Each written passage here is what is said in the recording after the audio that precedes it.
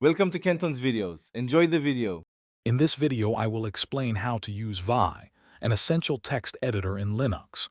Vi is a powerful tool, but it has a unique modal interface. This means it operates in different modes for various tasks, which can be a bit different from what you might be used to. To begin, simply open your terminal and type Roman 6 followed by the file name you wish to create or edit. For example, Roman 6 mydocument, txt. Once inside Vi, you'll start in command mode.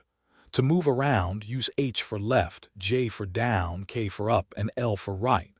When you're ready to type, press I to enter insert mode. Now you can type freely, just like in any other editor. When you've finished typing and want to return to command mode, simply press the escape key. Saving and exiting are crucial. From command mode, type a colon, then W to write or save your changes. To quit, type :Q. If you've made changes and want to save and quit simultaneously, use :WQ. If you need to exit without saving any modifications, perhaps due to an error, type :Q followed by an exclamation mark to force quit. Vi offers quick ways to delete and undo. In command mode, press X to delete the character directly under your cursor. To delete an entire line, type DD. If you make a mistake, don't worry.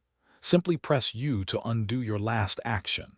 And if you change your mind and want to bring back what you undid, press Ctrl+R to redo it. Thanks for watching. Consider subscribing if we helped you.